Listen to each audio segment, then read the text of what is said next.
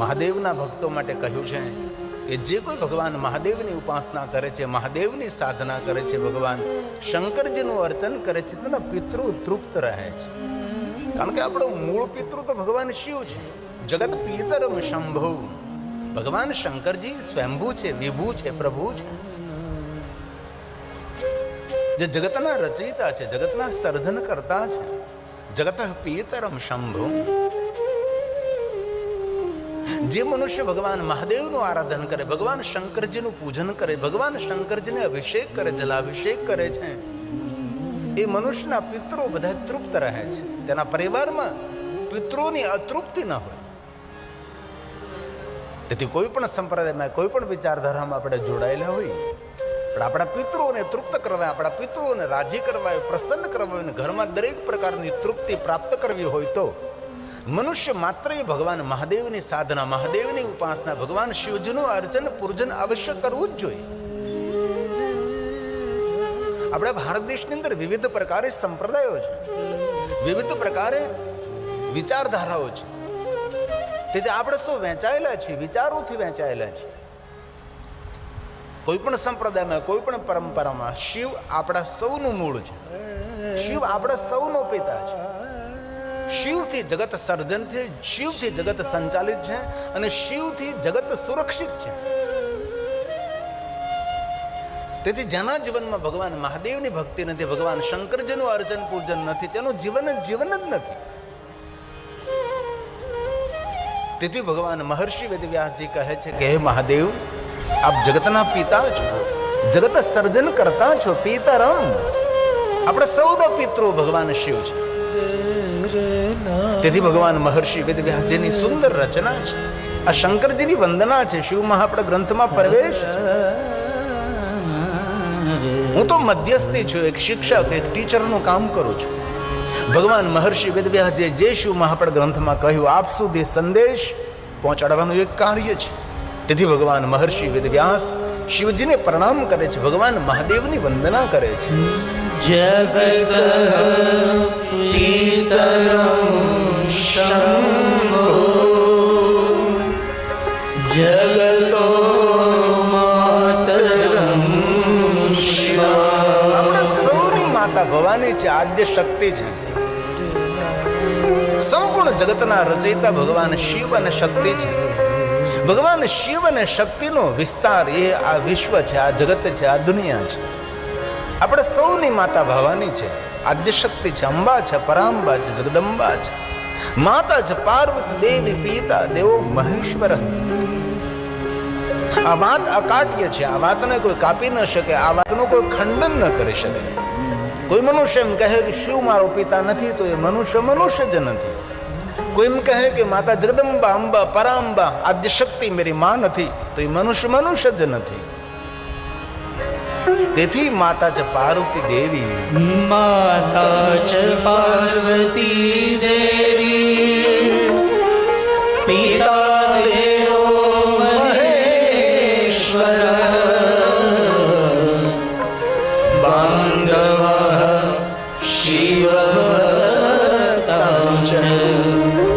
સ્વદેશો ભુવન ત્રયમ.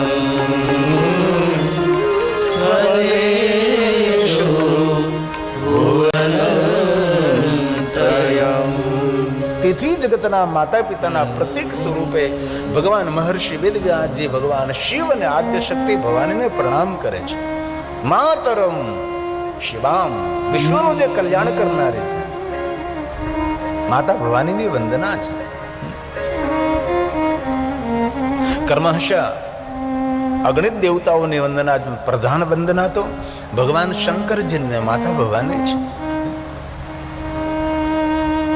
અને કોઈ પણ ગ્રંથ હોય તેના પ્રારંભમાં વંદના પ્રકરણ હોય છે, પ્રણામ હોય છે. કોઈ પણ પ્રસંગ હોય તેની અંદર પણ સ્વાગત હોય, પ્રણામ હોય, વંદના હોય, આગતા સ્વાગતા હોય છે. એવી રીતે શું આપણા ગ્રંથના પ્રવેશની અંદર એ વંદના પ્રકરણ છે. જગત જગત પિતરમ શંભો જગતો માતરમ શિવા. તત્પુત્રશ્ચ ગણાધીશં ન વૈ વર્ણયામહે ન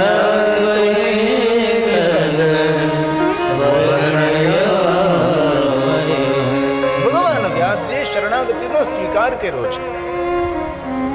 ભગવાન મહાદેવજી, હું આપના ગુણ ગાવાનો પ્રયાસ કરું છું, પણ વિશ્વના કોઈ દેવતાઓ પણ આપણા પૂર્ણ રીતે ગુણગાન ન કરી શકે. હું કઈ રીતે કરી શકું? આવો અસમર્થ ભાવ પ્રગટ કરી અને ભગવાન મહર્ષિ વેદવ્યાસજી શિવ મહાપડ ગ્રંથનો પ્રારંભ કરે છે. ધર્મક્ષેત્રે મહાક્ષેત્રે ગંગા કાલિંદી સંગમે પ્રયાગે પરમ પૂર્ણે બ્રહ્મલોકસ્ય વર્તમાને. પ્રયાગ તીર્થમાં શયનકાદી મહાત્માઓ સૂતજીની આગળ જિજ્ઞાસાઓ વ્યક્ત કરે છે. હે સૂત પુરાણજી, મહાભાગ્યવાન છો આપ. અમે સૌ આપના માટે શુભ ભાવ શુભ વિચાર પ્રગટ કરીએ. ચિરંજીવો ભવ, સુખી ભવ. કથા સાંભળનાર ઋષિઓ, કથા સાંભળનાર મહાત્માઓ, કથા કહેનાર સૂત પુરાણજીને આશીર્વાદ આપે છે. આપના મુખે તમે ભગવાન મહાદેવની કથાનું શ્રવણ કરી રહ્યા છો. અમે શું આપના માટે આશીર્વાદ આપીએ છીએ. મનુષ્ય માત્રને શાંતિ આપનારી, જગતને સુરક્ષિત રાખનારી અને સૌનું મંગલ અને કલ્યાણ કરનારી શંકરો પરમામ કથા. ભગવાન શંકરજીની આપ કથા કહો. અમારા સૌનું મંગલ અને કલ્યાણ કરનારી ભગવાન શિવજીની કથા આપ કહો. આવો સુંદર ભાવ પ્રગટ કર્યો છે અને સૂત પુરાણનું સુંદર સંબોધન થયું છે. મહાભાગ્યવાન હે સૂત પુરાણજી, આપ મહાન ભાગ્યવાન છે. એક એક શ્લોક મહાદેવની પૂજા છે. આ સંપૂર્ણ શિવ મહાપડ ગ્રંથ દેવલિપિ દેવભાષા સંસ્કૃતમાં છે. આપણા તો સૌના ભાગ્ય છે કે આપણને કોઈને સંસ્કૃત આવડતું નથી. કોઈને સંસ્કૃત આવડતું નથી. આપણા દેશની જો રાષ્ટ્રભાષા સંસ્કૃત રહ્યું હતું તો આજે આપણને સૌને થોડું ઘણું તો સંસ્કૃત આવડતું હોત. પણ આપણા દેશની રાષ્ટ્રભાષા સંસ્કૃત નહીં રહી, હિન્દી રહી. તેથી હિન્દી થોડું ઘણું સમજીએ આપણે. તો કથા સાંભળનાર શયનકાદી મહાત્માઓએ સૂત પુરાણનું સુંદર સંબોધન કર્યું છે. મહાભાગ્યવાન ચિરંજીવ આવો સુંદર ભાવ પ્રગટ કરી કથા સાંભળવા માટેની ઈચ્છાઓ પ્રગટ કરે છે. સૂત સૂત મહાભાગ.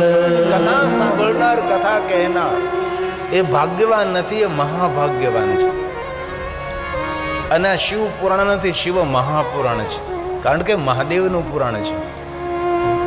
દેવતાઓની સાથે જોડાયેલી દરેક વસ્તુને આગળ આપણે મહાશબ્દ ન જોડી શકીએ, પણ શંકરજીના પૂજનને આપણે મહાપૂજન કહીએ છીએ. શંકરજીની આરતીને મહાઆરતી કહીએ છીએ. અને ભગવાન મહાદેવની કથા સાંભળવાથી પુણ્ય ન મળે, મહાપુણ્ય મળે છે. ભગવાન શંકરજીની કથા એ અદ્ભુત નહીં, મહા અદ્ભુતામ કથા. જે જે શંકર ભગવાન સાથે જોડાયેલું છે સૌને આપણે મહાશબ્દોથી સંબોધિત કરીએ છીએ. તેથી કથા કહેનાર સૂત પુરાણજીને કહે છે આપ મહાભાગ્યવાન છો. એ સૂત પુરાણજી, સૂત સૂત મહાભાગ. એ મહાભાગ્યવાન સૂતજી, ચિરંજીવ સુખી ભવ.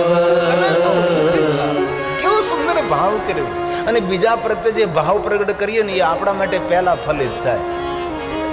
આપણે સુખી થવું હોય તો બીજાને સુખી કરવાનો ભાવ રાખો. જીવનમાં આપણે સફળ થવું હોય તો બીજાને સફળતાનો આપણે ભાવ રાખી કે સૌને ભગવાન સફળતા આપે.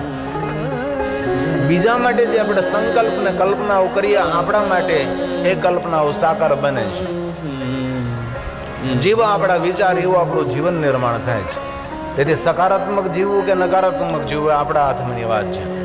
સકારાત્મક જીવન એ પુણ્ય આપનાર હોય, નકારાત્મક જીવન એ પાપને પ્રગટ કરનારું, પાપ આપનારું, પીડા આપનારું જીવન હોય છે. તેથી દરેક મહાત્માઓ સૂતજીને કહે છે કે હે સૂત પુરાણજી, આપના મુખેથી ભગવાન મહાદેવની કથા સાંભળવાનો અમે ભાવ રાખીએ છીએ, અમે જિજ્ઞાસા વ્યક્ત કરીએ છીએ. યશાવયસી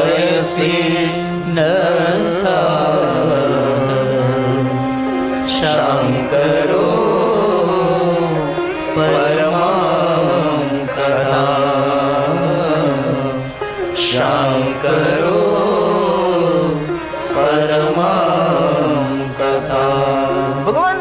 શું આપે છે? ભગવાનની કથા શાંતિ આપે છે. શંકરો પરમામ કથા. અને દિલથી એક વાતને યાદ રાખવી કે શિવજીના ભજન વગર આ દુનિયામાં કોઈને શાંતિ મળી નથી અને મળવાની પણ નથી. શાંતિ સ્તેન વિના નહીં. ભગવાન શિવના ભજન વગર આ દુનિયામાં કોને શાંતિ મળે છે?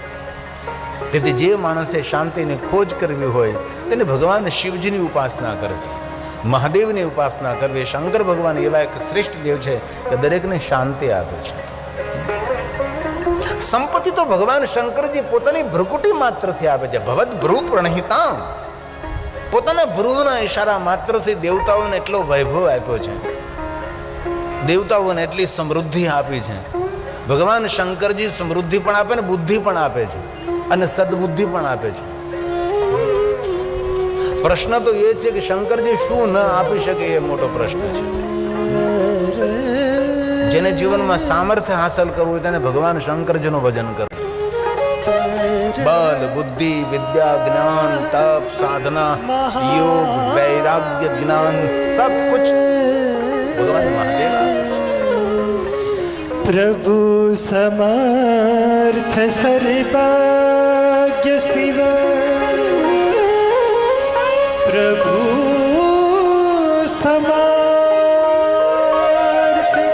सर्वज्ञ शिव, सकल कला गुणधाम, जोग ज्ञान वैराग्य निधि, जोग ज्ञान वैराग्य निधि, प्रणत कल्प तरुणा, प्रभु समर्थ सर्वज्ञ शिव. ભગવાન મહર્ષિ વેદવ્યાસજીએ શિવ મહાપુરાણ ગ્રંથનો પ્રારંભ કર્યો છે. ગ્રંથના પ્રારંભમાં પહેલા નારદજીની કથા છે, જે રામચરિત માનસમાં પણ કથા છે અને અન્ય પુરાણોમાં પણ કથા છે. એક શ્લોકમાં નારદનો પરિચય કરાયો છે. નારદ કોણ છે? તો કે બ્રહ્મપુત્ર વિનદાત્મા, બ્રહ્માજીના પુત્ર છે અને આત્મજ્ઞાની પણ છે અને પ્રસન્ન રહેનારા છે. આવા નારદજી છે. નારદ કોણ છે? તો કે મુનિઓમાં શ્રેષ્ઠ નારદ છે. નારદ મુનિ સતમ, મુનિઓમાં શ્રેષ્ઠ નારદ છે. એક સમયે નારદના મનમાં એક વિચાર પ્રગટ થાય છે. કેવો વિચાર? તો કે તપો અર્થ મન આદધે, મારે તપ કરવું છે. સુંદર વિચાર પ્રગટ થયો. એક સમયે આ ઘટના બની છે અને ભગવાન મહર્ષિ વેદવ્યાસજી જ્યારે કથાનો પ્રારંભ કરે ત્યારે એ પ્રથમ લગે કે એક સમય અંતરે આવું થયું હતું. જેવી રીતે રામચરિત માનસમાં એક વાર કોઈ પણ કથાનો પ્રારંભ થાય એક બાર, એમ શિવ મહાપુરાણ ગ્રંથને એક સીમાનંતરે એક સમય આ ઘટના બની હતી.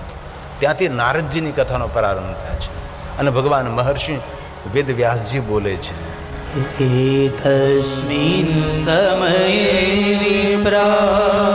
એક સમયે વિપ્રા. કોણ વિપ્રા? કોણ બ્રાહ્મણ? તો કહ્યું નારદો મુનિ સતમા. મુનિઓમાં શ્રેષ્ઠ નારદજી. તો નારદજી કોણ છે? તો કહ્યું બ્રહ્મપુત્રો વિનિતાત્મા.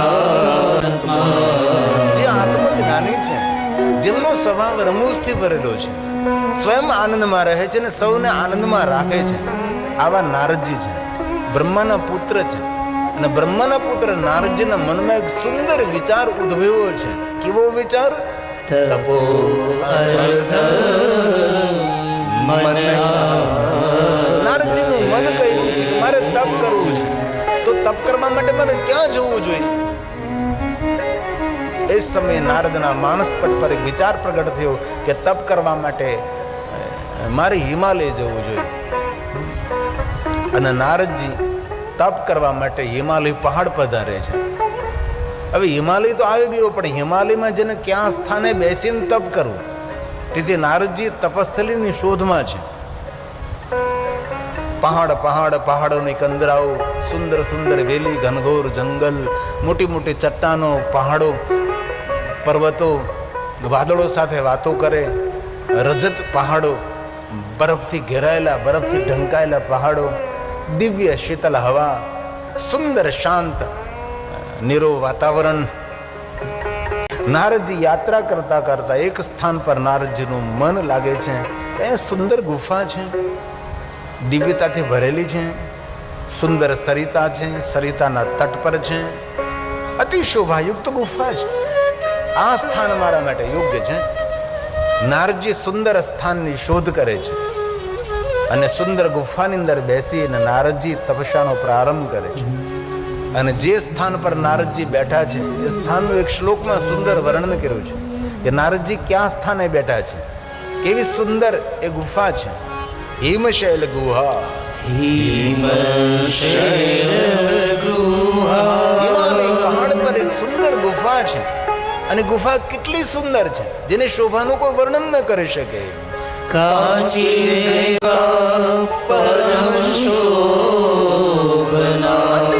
સુંદર શબ્દો દ્વારા જેમનું વર્ણન ન થઈ શકે એવી સુંદર દિવ્યતાથી ભરેલી આ ગુફા છે.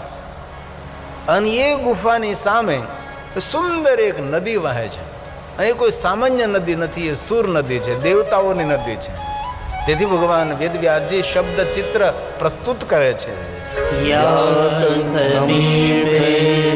સુર નદી, દેવતાઓની નદી ભાગીરથી, માતા ગંગા એ ગુફાની સામે વહે છે. યાત સમીપે સુર નદી. અને હિમાલય પહાડની ગંગા ધીરે ધીરે ન ચાલે, હિમાલય પહાડની ગંગા વેગથી ચાલે છે. તેથી શબ્દ ચિત્ર પ્રસ્તુત કર્યું છે કે હિમાલય પહાડની ગંગા, ગુફાની સામે રહેલી ગંગા, એ સુર નદી કઈ રીતે ચાલી રહી હતી. જો કહ્યું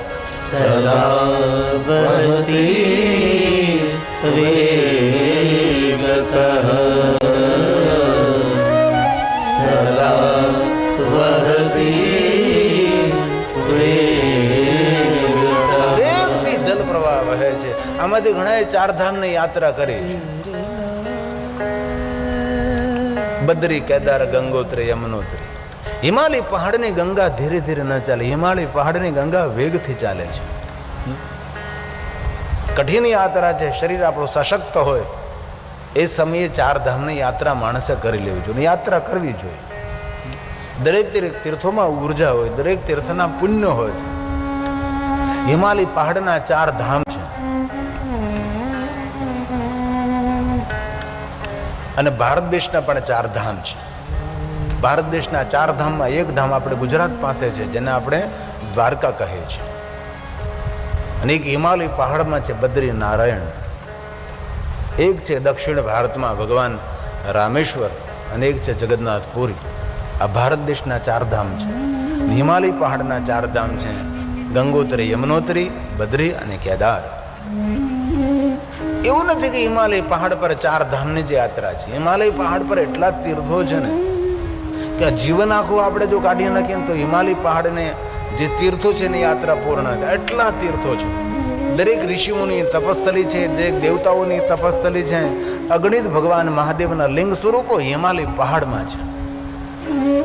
કોઈ ઋષિઓ નથી જે ઋષિને હિમાલય પહાડમાં જઈને જેને તપ ન કર્યું, કારણ કે તપસ્થલી હિમાલય પહાડ છે. નિર્જન સ્થાન હોય છે, નિર્જલ ન હોય, કારણ કે હિમાલય પહાડમાં જલ બહુ છે. પણ જનસંખ્યા પહેલા ઓછી, હવે તો હિમાલય પહાડ હોય તે માણસોથી ભરાઈ ગયો છે. આમ રાત્રે જોયું તો એમ લાગે કે આ પહાડ ઉપર એટલા બધા ટમટમિયા કે પણ એટલા ગામ, એટલી વસ્તી પહાડ ઉપર વધી રહી છે. પહાડનું વાતાવરણ પણ ખોરવાઈ રહ્યું છે. ત્યાંની પણ પ્રકૃતિને આપણે હાનિ કરી રહ્યા છીએ. સુંદર ગંગાનો કલબલાટ છે. પહાડો પર સુંદર સુંદર વૃક્ષો છે, જેને પહાડો ઊંચા હાથ કરીને વાદળોને રોકવાનો પ્રયાસ કરતા હોય. સુંદર શીતળ હવા છે. દિવ્ય સ્થાન છે. નારદજી જે ભૂમિ પર બેઠા છે તે ભૂમિનું દિવ્યતાથી વર્ણન કર્યું છે. आइए 2 मिनट के लिए माता गंगा को याद करेंगे भाव से और आदर के साथ. कोई मानसों में कहे कि गंगा નું સ્નાન કરવાથી માણસ તો પુણ્ય મળે, નહીં નહીં. સ્વયં શંકર ભગવાને કહ્યું કે ગંગાજીને યાદ કરવા માણસથી માણસને પુણ્ય મળે છે. એનો પ્રારંભ કર્યો છે. વિચારોના ચક્રોને શાંત કરી નારદજીએ સમાધિ લગાવી છે. ચક્રે મુનિ સમાધિ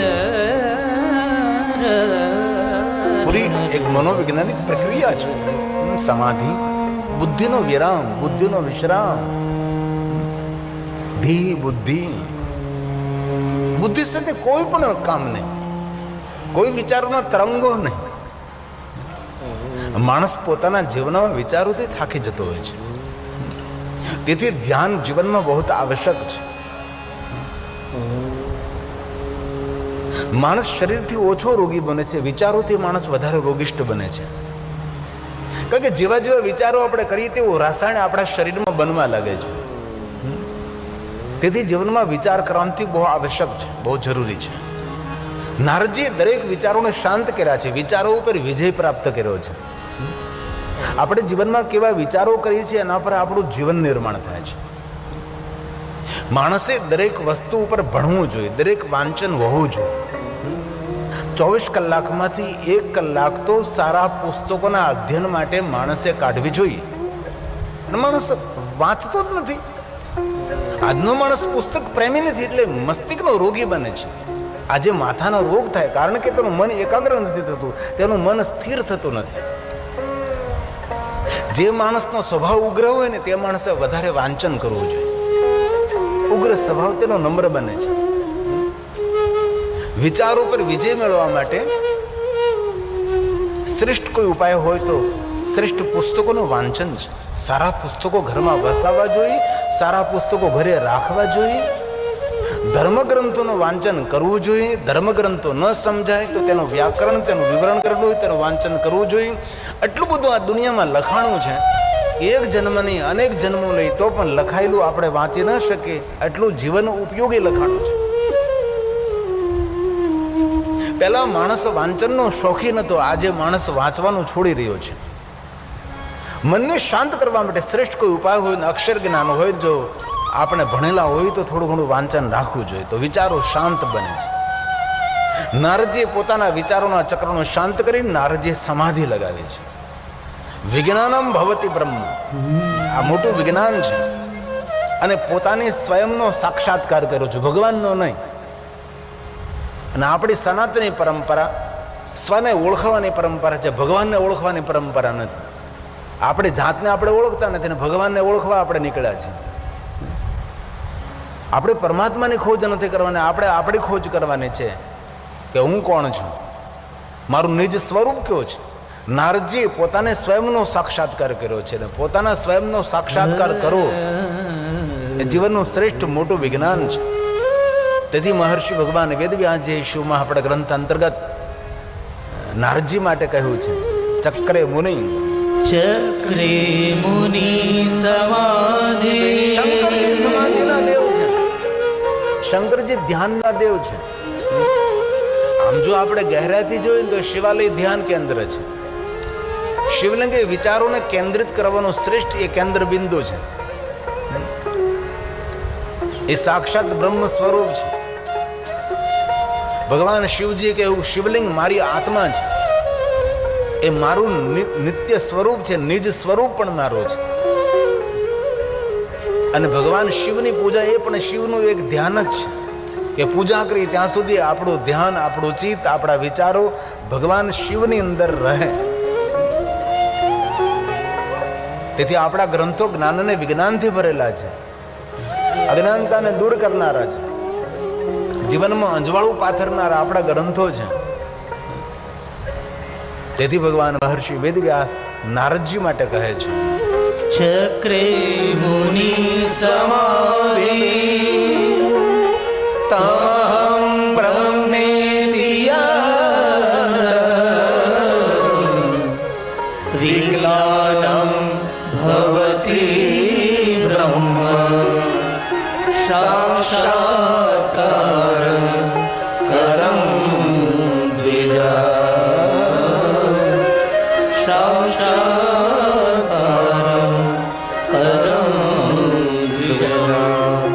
નારદજીનો સર્વલોકમાં જયજયકાર થવા લાગ્યો છે, કારણ કે નારદજીએ અદ્ભુત અને અલૌકિક તપ કર્યું છે. કથાથી તમે સૌ પરિચિત છો. આ કથા રામચરિત માનસ ગોસ્વામી તુલસીદાસજીએ સુંદર નિરૂપણ કર્યું છે.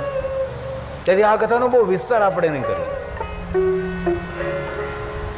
ઇન્દ્ર પોતાના મિત્ર કામદેવને મોકલે છે, નારદજી ઉપર બહુ પ્રયોગ થાય છે, પણ કામદેવ નારદજીથી પરાજિત થાય, પણ કામદેવને યાદ આવ્યું કે આ ભૂમિનો પ્રભાવ છે. કારણ કે આ ધરતી પરના ગુફામાં ભૂમિમાં બેસી અને ભગવાન શંકરજીએ તપ કર્યો હતો. ત્યારે મહાદેવને મેં સામાન્ય દેવ સમજીને શંકરજી ઉપર મારા બળનો પ્રયોગ કર્યો હતો અને ભગવાન શંકરજીએ ત્રીજું નેત્ર ખોલી અને મને બાળીને ભસ્મ કર્યો હતો. તેથી આ ભૂમિ શિવજીની તપસ્થલી છે.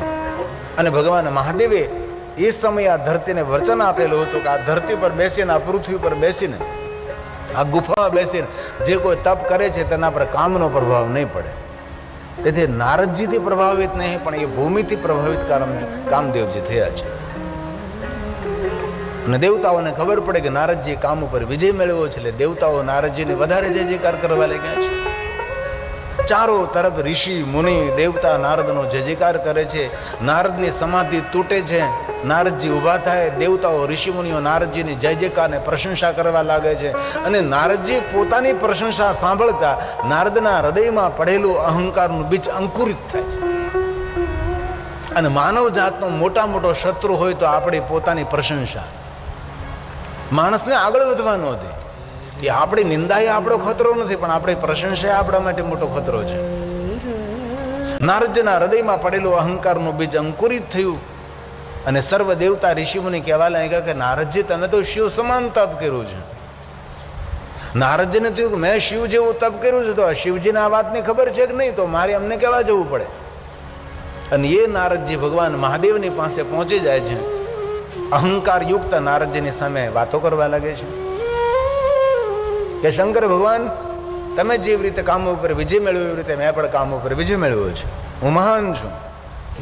નારદજી પોતાની પ્રશંસા કરવા લાગે છે. અને પોતાની પ્રશંસા કરવી એ માણસનો મોટામાં મોટો દુર્ગુણ છે.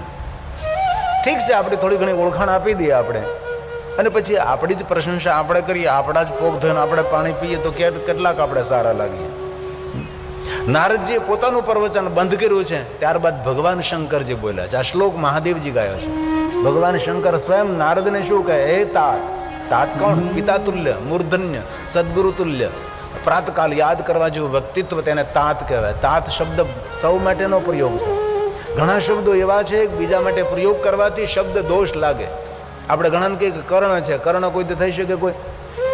એ શબ્દ દોષ લાગે આપણને. કર્ણનો ઉપમા અપાય જ નહીં કોઈને. આપણે કહીએ કે આ પ્રતિજ્ઞા ભગીરથ, નહીં, પુરુષાર્થ ભગીરથ નહીં, પ્રતિજ્ઞા ભીષ્મ બની જ ન શકે. આ ધરતી પર એક જ ઘટના બની, બીજી વાર એ ઘટના ન બની શકે. તેથી સ્વયં ભગવાન શિવ નારદજીને કેટલું સન્માન આપે છે. સન્માનિત શબ્દો દ્વારા નારદજીને સંબોધિત કરે છે. હે તાત. હે તાત નારદ પ્રાજ્ઞ. હે આત્મજ્ઞાની નારદ, શું તમારા માટે કહું? હે તાત, હે નારદ. કેટલું મોટું સન્માન આપે. અને કોઈ પણ માણસની ઓળખાણ તેની વાણી ઉપરથી થાય છે, તેની ભાષા ઉપરથી થાય છે. તેથી માણસને બોલતા આવડવું, કેવું બોલવું એનું જ્ઞાન હોવું બહુ જરૂરી છે. આડેધડ બોલ્યા ન કરે, લોકો આપણે કદર કરી દે. પૂજ્ય મહાત્મા ગાંધી, પૂજ્ય બાપુ એમ કહેતા હતા કે જ્યાં સુધી માણસ બોલે નહીં ને ત્યાં સુધી ઓળખાય નહીં, પણ એ બોલે ને પછી તેની સાચી ઓળખ થાય છે. ન બોલેલો માણસ એ નમણો લાગે છે, અને બહુ બોલનારો માણસ બમણો લાગે છે. તેથી માણસે ઓછું બોલવું જોઈએ.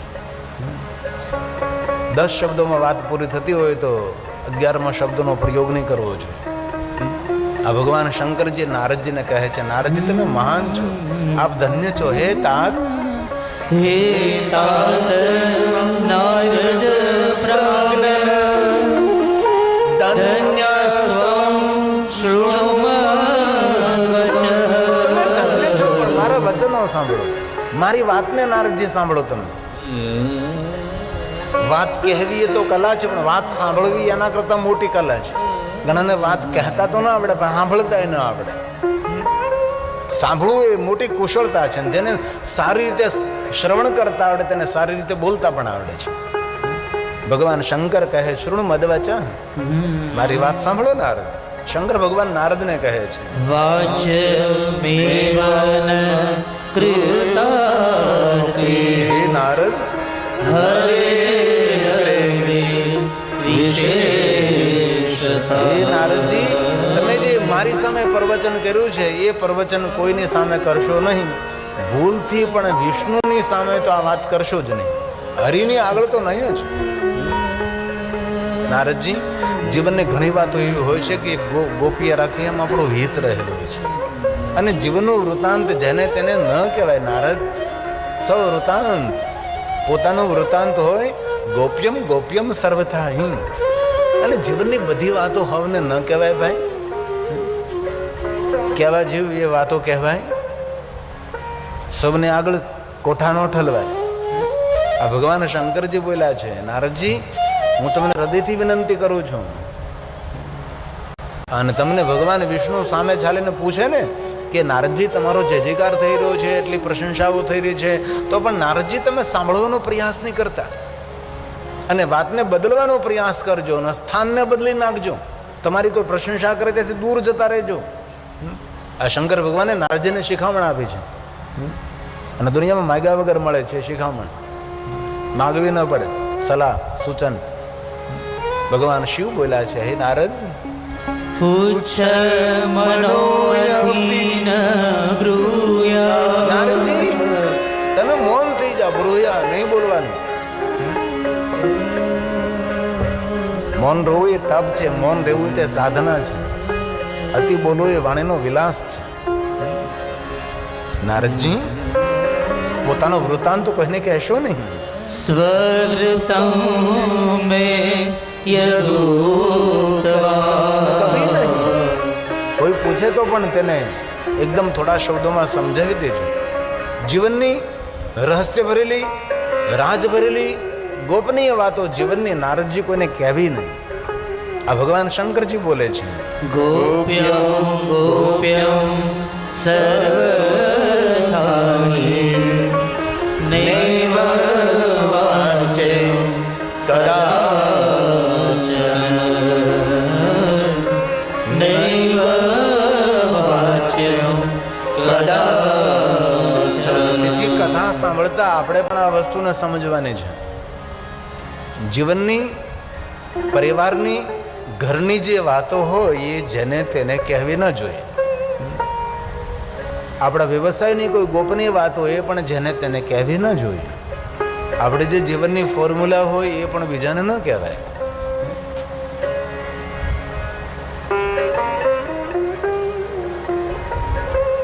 આપણું પોતાનું પ્રદર્શન ન કરાય, વિચારોનું પ્રદર્શન ન કરાય, સંપત્તિનું પ્રદર્શન ન કરાય, જીવનમાં દેખાડો ન કરાય.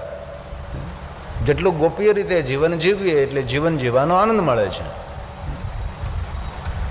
તેથી જીવનની ઘણી બધી વાતો હોય એ જેને તેને કહેવાની ન હોય. અને ખાસ એક હૃદયની વિનંતી, આપણી નિર્ધનતા, આપણી દરિદ્રતા, આપણા જીવનની મજબૂરી, આપણા જીવનના દુઃખો જેની તેને આગળ નહીં કહેવા જોઈએ. અગર તમારી મજબૂરી તમે કોઈને દેખાડો તો આ દુનિયામાં આપણી મજબૂરીનો લાભ લેનારા માણસો બહુ જ હોય છે. તેથી આપણી મજબૂરી કોઈને ન કહેવી, આપણા જીવનના દુઃખો કોઈને ન કહેવાય. ઘણા માણસો બીજા આગળ પોતાના દુઃખના રોદડા રોયા જ કરે છે. ઘણાના આદત હોય, કોઈ પણ હોય એની આગળ આહું પડે, આંસોડા પડવા લાગે. અરે ભાઈ શું જરૂર છે? ભૂલતી નહીં. કોઈ દી કોઠો ન ઠલવો કોઈની આગળ. મહત્વની વાતો ન કહેવી. દીકરાની વાત હોય, દીકરીની વાત હોય, એક વાત હોય, જીવનની કોઈ ગોપનીય વાત હોય જેની તેને આગળ ન કહેવાય. જરૂર કોઈ ડાયો માણસ હોય, કોઈ જ્ઞાની હોય, વિદ્વાન હોય, જે પેટવાળો માણસ હોય. પેટ એટલે વાસ્તવિક મોટું પેટ એમ નહીં.